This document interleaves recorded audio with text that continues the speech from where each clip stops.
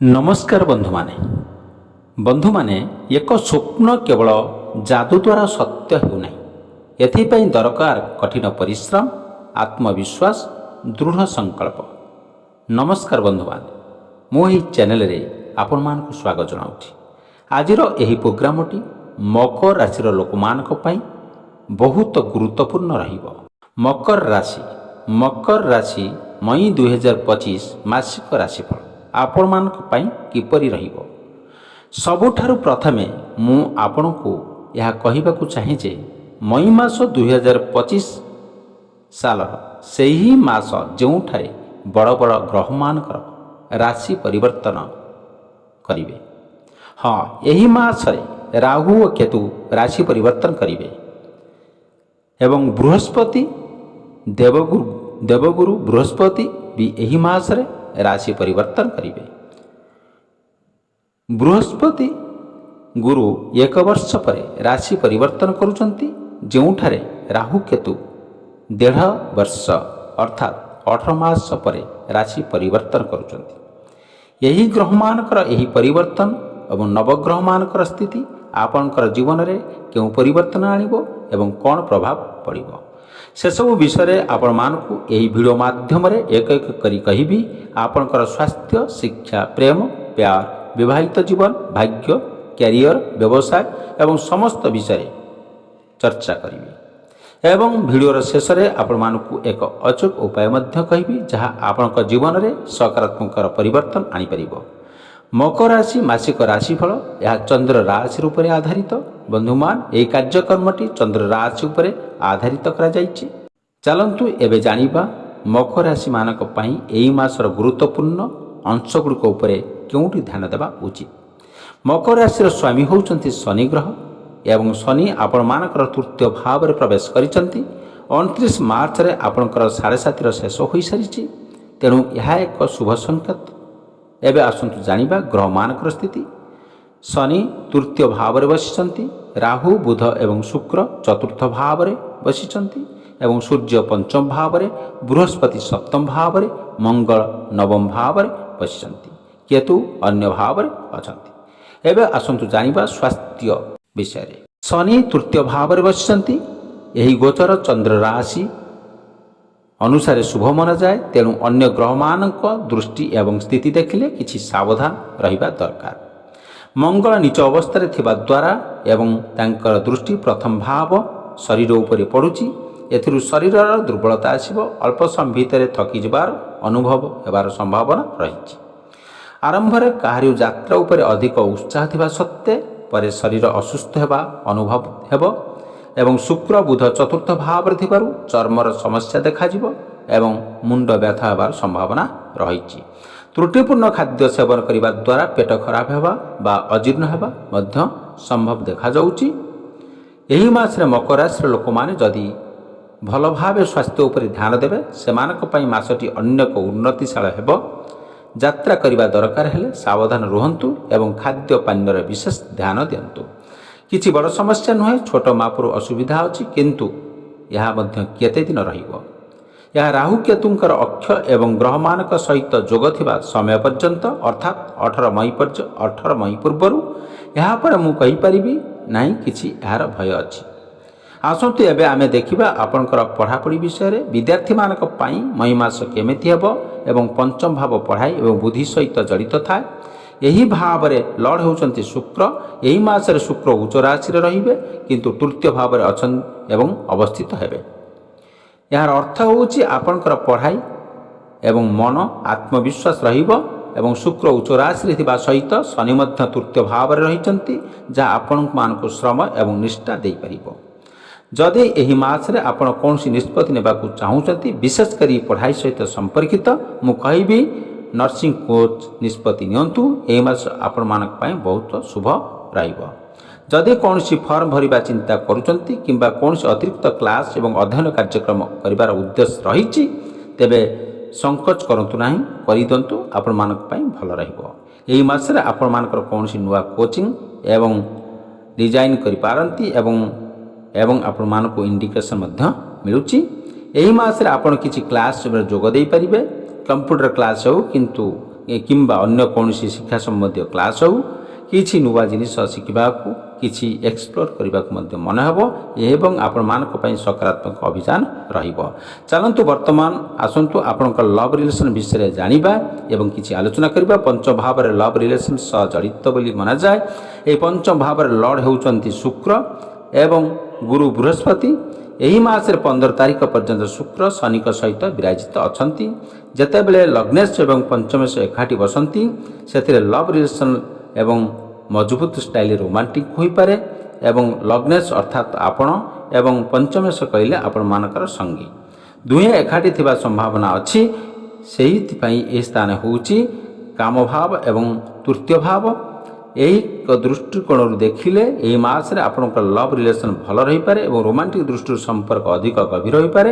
ଯଦି ଆପଣଙ୍କର ଏବେ ପର୍ଯ୍ୟନ୍ତ କୌଣସି ଲଭ୍ ରିଲେସନ୍ ନାହିଁ ତେବେ ଏହି ମାସରେ କାହା ସହିତ ନୂଆ ମଧ୍ୟ ଆଟାଚମେଣ୍ଟ ହେବାର ସମ୍ଭାବନା ଦେଖାଯାଉଛି।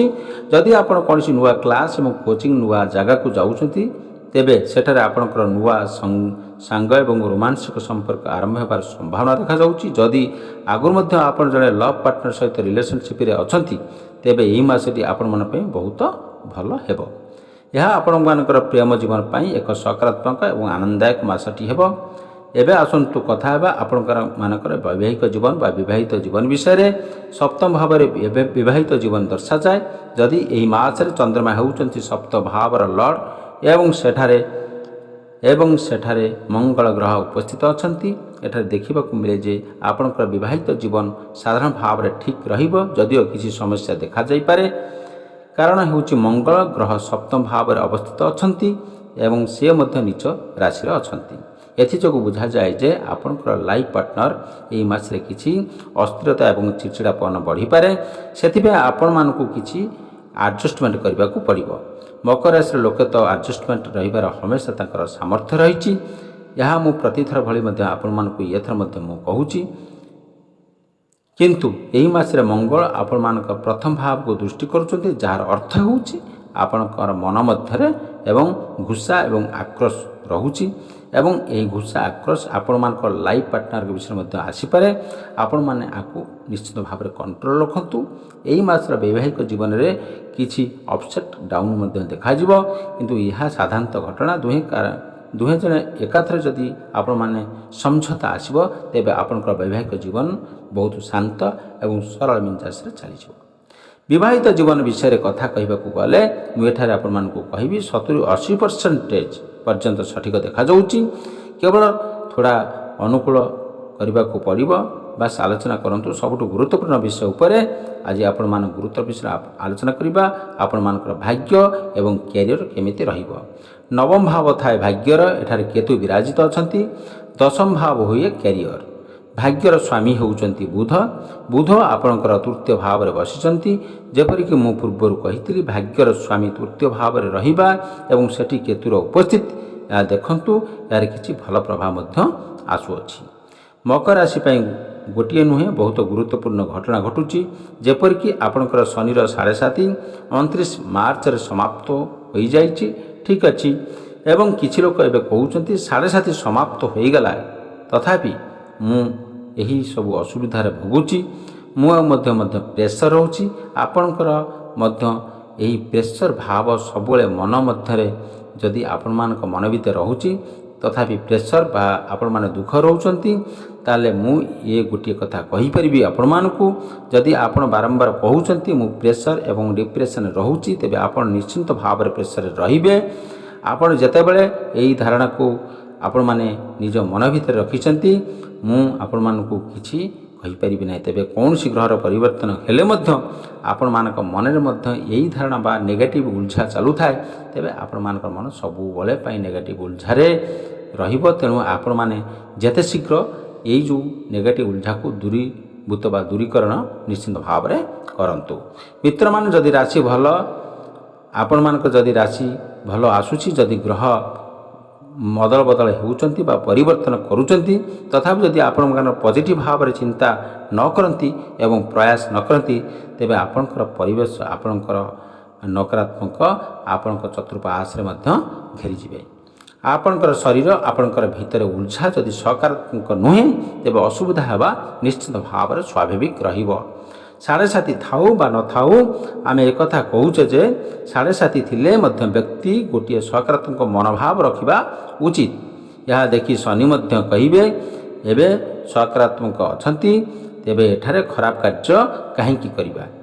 ବନ୍ଧୁଗଣ, ଏହି ମାସରେ ଆଉ ଗୋଟିଏ ବଡ଼ ପରିବର୍ତ୍ତନ ଘଟୁଛି। କେତୁ 18 ମଇରେ ଆପଣଙ୍କର ଭାଗ୍ୟ ଭାବକୁ ବାହାରିଯିବେ। ଗତ ଅଧା ବର୍ଷ ଧରି କେତୁ ଏଠି ରହିଥିଲେ। କେତୁ କ'ଣ କରନ୍ତି? ସେ ଆମକୁ ଆରମ୍ଭ କରିବାକୁ ବୋଲନ୍ତି। ଭାଗ୍ୟ ଆରମ୍ଭ ହେଉଛି ବୋଲି ଭାବିବେ, କିନ୍ତୁ ମଧ୍ୟରେ ଏକ ବ୍ରେକ୍ ଲାଗିଯିବ। ପୁଣି ଆରମ୍ଭ, ପୁଣି ବ୍ରେକ୍, ପୁଣି ସେଠାରୁ ଆରମ୍ଭ, ଏଭଳି ଏକ ଚକ୍ର ମଧ୍ୟ ଚାଲିଥାଏ। କିନ୍ତୁ ଏହି 18 ମଇ ପରେ ଏଭଳି ଅବସ୍ଥା ରହିବ ନାହିଁ। ଯେଉଁ ସମସ୍ୟା ଆସୁଥିଲା, ଏହି ବାରମ୍ବାର ବାଧା ଆସୁଥିଲା, ସେ ଧୀରେ ଧୀରେ ଧୀରେ କରି ଶେଷ ହୋଇଯିବ। ଏହା ସହିତ ବୁଧ ମଧ୍ୟ ଏହି ମାସରେ ଆପଣଙ୍କର ଭାଗ୍ୟ ଭାବକୁ ଦୃଷ୍ଟି କରୁଛନ୍ତି। ତେଣୁ ମୁଁ କହିବି ଯେ ଏହି ମାସରେ ଆପଣଙ୍କର ଭାଗ୍ୟ ଖୁବ୍ ଭଲ ରହିବ। ନିଜେ କିଛି ନୂତନ କାମ କରିବାକୁ ଚିନ୍ତା କରୁଛନ୍ତି, ତେବେ ନିଶ୍ଚିତ ଭାବେ ଆଗକୁ ବଢ଼ନ୍ତୁ। ଏହା ଆପଣଙ୍କ ପାଇଁ ଭଲ ହେବ। ଯଦି ଆପଣ ସେୟାର ବଜାର ଏବଂ ଟ୍ରେଡିଂରେ କିଛି କରିବାକୁ ଚାହୁଁଛନ୍ତି କିମ୍ବା ଯେକୌଣସି ନୂତନ ବିଚାର ଆସୁଛି, ତେବେ ଶନି, ଶୁକ୍ର ଓ ବୁଧ 3 ଜଣ ମିଶି ଏବେ ଆପଣଙ୍କର ତୃତୀୟ ଭାବରେ ବସିଛନ୍ତି, ଯାହା ସୃଜନଶୀଳତା ବା କ୍ରିଏଟିଭିଟି ଦେଖାଇବ ଏବଂ ନୂତନ ପ୍ରୟାସ ପାଇଁ ଅତ୍ୟନ୍ତ ଶୁଭ ସୂଚକ ଦେଖାଯାଉଛି। ସେଥିପାଇଁ କୌଣସି ସନ୍ଦେହ କରିବାର ଆବଶ୍ୟକତା ନାହିଁ। ଆପଣ ନିଶ୍ଚିତ ଭାବରେ ଆଗକୁ ବଢ଼ିପାରିବେ। ଏବେ କଥା ଆସୁଛି କ୍ୟାରିୟର ଏବଂ ବୃତ୍ତି କ୍ଷେତ୍ରରେ। ଦଶମ ଭାବ ହେଉଛି ବୃତ୍ତି କିମ୍ବା କାର୍ଯ୍ୟକ୍ଷେତ୍ରର ଘର। ଏହାର ସ୍ୱାମୀ ଶୁକ୍ର, ତେଣୁ ଶୁକ୍ର ତୃତୀୟ ଭାବରେ ବସିଛନ୍ତି ବୁଧ ଶନି ସହିତ। ଏଠାରେ ଶୁକ୍ର ଉଚ୍ଚ ରାଶିରେ ବସିଥିବାରୁ ଆପଣଙ୍କର କ୍ୟାରିୟର ଏବଂ ଶକ୍ତିଶାଳୀ ପ୍ରଭାବ ଦେଖିବାକୁ ମିଳିବ। ତୃତୀୟ ଭାବ ହେଉଛି ସାହସ, ପ୍ରୟାସ, ଉଦ୍ୟମ, ଆତ୍ମବିଶ୍ୱାସର ଭାବ। ତେଣୁ ଏହି ମାସରେ ଆପଣଙ୍କର ଏନର୍ଜି, ଷ୍ଟାମିନା, ଡେଡିକେସନ୍ ଏବଂ କଠିନ ପ୍ରୟାସ ଦ୍ୱାରା ଆପଣମାନଙ୍କୁ ଆଗକୁ ବଢ଼ାଇ ପାରିବ। ଏହି ମାସରେ ଛୋଟ ଛୋଟ ଯାତ୍ରା ହେବାର ସମ୍ଭାବନା ଅଛି, ଯେଉଁଗୁଡ଼ିକ ଆପଣମାନଙ୍କ ପାଇଁ ଲାଭଦାୟକ ସାବିତ ହେବ। ଯଦି ଯାତ୍ରା ହେଉନାହିଁ, ତେବେ ଆପଣଙ୍କର କ୍ରିଏଟିଭିଟି ଏବଂ ସ୍ମାର୍ଟ ୱାର୍କ ଏତେ ଶକ୍ତିଶାଳୀ ହେବ ଯେ ତାହା ଆପଣଙ୍କୁ ଏକ ନୂତନ ଦିଗ ଦେଖାଇ ପାରିବ। ଏହି ମାସରେ ସ୍ମାର୍ଟ ୱାର୍କର ପ୍ରଭାବ ଅଧିକ ହେବ। ଶୁକ୍ର ଉଚ୍ଚ ରାଶିରେ ଥିବାରୁ ଦଶମ ଭାବ ଭାଗ୍ୟ ଭାବ ଉପରେ ମଧ୍ୟ ଏହାର ଶୁଭ ଦୃଷ୍ଟି ରହିଛି, ଯାହା ଆପଣଙ୍କର ବୃତ୍ତି ଏବଂ କାର୍ଯ୍ୟକ୍ଷେତ୍ରର ଭାଗ୍ୟ ତିନୋଟିକୁ ଏକସାଥୀ ଏବଂ ଉନ୍ନତି ପଥରେ ନେଇଯିବ। ସଂକ୍ଷେପରେ କହିବାକୁ ଗଲେ ଏହି ମାସ ଆପଣମାନଙ୍କ ପାଇଁ କ୍ରିଏଟିଭିଟି ରହିବ, କ୍ୟାରିୟରର ଉନ୍ନତି ଆସିବ, ଭାଗ୍ୟର ଏକ ମିଶ୍ରଣ ରୂପ ଆସୁଅଛି। ଏହି ମାସରେ କାର୍ଯ୍ୟକ୍ଷେତ୍ରରେ ସଫଳତା ଏବଂ ପ୍ରଶଂସା ମିଳିବ। ଏହି ମାସ ଆପଣମାନଙ୍କ ପାଇଁ କାର୍ଯ୍ୟ ଏବଂ କ୍ୟାରିୟର ଦୃଷ୍ଟିରୁ ଖୁବ୍ ଭଲ ରହିପାରେ। ଆପଣଙ୍କର କାମ ପାଇଁ ଆପଣଙ୍କୁ ପ୍ରଶଂସା ମିଳିପାରେ। ଆପଣଙ୍କର କାମ ଦ୍ୱାରା ଲୋକମାନେ ଆପଣଙ୍କୁ ଚିହ୍ନିପାରିବେ। ଏହି ମାସ ଆଗକୁ ବଢ଼ିବା ପାଇଁ ଅନେକ ସୁଯୋଗ ଆସିପାରେ, କାରଣ ଶୁକ୍ର ଓ ଶନି ଏକ ସାଥିରେ ଅଛନ୍ତି। ବୁଧ ମଧ୍ୟ ସାଙ୍ଗ ହୋଇ ଅଛନ୍ତି। ଏହାର ଅର୍ଥ ହେଉଛି ଆପଣଙ୍କର କମ୍ୟୁନିକେସନ୍ ବ୍ୟବହାର ଏହି ମାସରେ ବହୁତ ଅଲଗା ଏବଂ ପ୍ରଭାବଶାଳୀ ହେବ। ଏହିଠାରେ ମୁଁ କହିପାରିବି ଯେ କାମ ଏବଂ କ୍ୟାରିୟର ଦୃଷ୍ଟିରୁ ଏହି ମାସ ବେଶ୍ ଉତ୍ତମ ହେବ। ଆପଣ ସକାରାତ୍ମକ ରୁହନ୍ତୁ, ଆତ୍ମବିଶ୍ୱାସ ବଢ଼ାନ୍ତୁ ଏବଂ ସ୍ନାୟୁବଳ ଧରି ଚାଲନ୍ତୁ। ନୂଆ ସୁଯୋଗ ଏବଂ ଚାକିରି ଚାହୁଁଥିବା ଲୋକମାନେ ମଧ୍ୟ ଉତ୍ତମ ସମୟ। ଏଇଟା ହେଉଛି ଉତ୍ତମ ସମୟ। ଶୁକ୍ର 3rd ହାଉସ୍ରେ ଥିବାରୁ ଏହି ମାସରେ ନୂଆ କାମ ମିଳିପାରେ, ନୂଆ ସୁଯୋଗ ମଧ୍ୟ ଆସିପାରେ। ଯେଉଁମାନେ ରୋଜଗାର ବା ବେରୋଜଗାର ଅଛନ୍ତି, ସେମାନଙ୍କ ପାଇଁ ଏହି ମାସ 99% ବା 99% ସମ୍ଭାବନା ଅଛି ଚାକିରି କରିବା ଲାଗି ଏବଂ ଇଣ୍ଟରଭ୍ୟୁ ହେବା ପାଇଁ। ବ୍ୟବସାୟ ପାଇଁ କିଛି ଚିନ୍ତା ଏବଂ ଉପାୟ। ବ୍ୟବସାୟ ଦୃଷ୍ଟିରୁ ଦେଖିବାକୁ ମିଳୁଛି ଯେ କିଛି ଉତ୍ସାହ ଥିବ ଏବଂ ଥୋଡ଼ା ରାଗ ମଧ୍ୟ ଥିବ। ଆପଣ ଯାହା ସହିତ କାମ କରୁଛନ୍ତି ସେମାନଙ୍କ ସହିତ ଅନାବଶ୍ୟକ ବିବାଦ କରିବା ଉଚିତ ନୁହେଁ ଏବଂ ଭଦ୍ର ଶାନ୍ତ ଭାବରେ ବ୍ୟବହାର କରନ୍ତୁ ଏବଂ ବ୍ୟବସାୟ ଠିକ୍ ଚାଲିବ। ତେବେ ଖର୍ଚ୍ଚ ବଢ଼ିପାରେ। ନୂଆ କିଛି କାମ ଆରମ୍ଭ ହେବାର ସମ୍ଭାବନା ରହିଛି। ହାଲକା ଷ୍ଟ୍ରେସ୍ ମଧ୍ୟ ଦେଖାଯାଉଛି। ଏବେ ଆସନ୍ତୁ ଜାଣିବା ଉପାୟ ଏବଂ କ'ଣ ରହିଛି। ଆପଣମାନେ କେଉଁ ଉପାୟ କରିବା ଦ୍ୱାରା ଆପଣମାନଙ୍କ କାର୍ଯ୍ୟ ଭଲ ଭାବରେ ସିଦ୍ଧ ହେବାର ଦେଖାଯିବ। ପ୍ରତିଦିନ ଓଁ ବ୍ରାଂ ବ୍ରିଂ ବ୍ରୋଂ ସହ ବୁଧାୟ ନମଃ ଏହି ବୁଧ ବୀଜ ମନ୍ତ୍ର 108 ଥର ଜପ କରନ୍ତୁ ଏବଂ ତାପରେ ଶନି ଆପଣମାନଙ୍କର ରାଶିର ସ୍ୱାମୀ ଥିବାରୁ ତାଙ୍କର ବୀଜ ମନ୍ତ୍ର ମଧ୍ୟ ଜପ କରନ୍ତୁ। ଓଂ ବ୍ରାଂ ବ୍ରିଂ ବ୍ରୋଂ ସଂ ଶନିଶ୍ୱରାୟ ନମଃ 108 ବାର ବା 108 ଥର ଆପଣମାନେ ଜପ କରନ୍ତୁ ଏବଂ ସବୁଦିନ ହନୁମାନ ଚାଳିଶା ପାଠ କରନ୍ତୁ। ଆପଣମାନଙ୍କ ପାଇଁ ବହୁତ ଭଲ ରହିବ ଏବଂ ଉଦିତମାନ ସୂର୍ଯ୍ୟଙ୍କୁ ନମସ୍କାର କରନ୍ତୁ ଏବଂ ତା ସହିତ ଅର୍ଘ୍ୟ ମଧ୍ୟ ଦିଅନ୍ତୁ। ଆପଣମାନଙ୍କୁ ଏହି ଭିଡ଼ିଓ କେମିତି ଲାଗିଲା ଲାଇକ୍ କରନ୍ତୁ ଏବଂ ସାଙ୍ଗସାଥିମାନଙ୍କୁ ସେୟାର କରନ୍ତୁ। ଆମ ସହିତ ଯୋଡ଼ି ହେବା ପାଇଁ ଆମ ଚ୍ୟାନେଲକୁ ନିଶ୍ଚିତ ଭାବରେ ସବସ୍କ୍ରାଇବ୍ କରନ୍ତୁ ଏବଂ କମେଣ୍ଟ ସେକ୍ସନରେ ଅବଶ୍ୟ ଲେଖନ୍ତୁ ଜୟ ହନୁମାନ।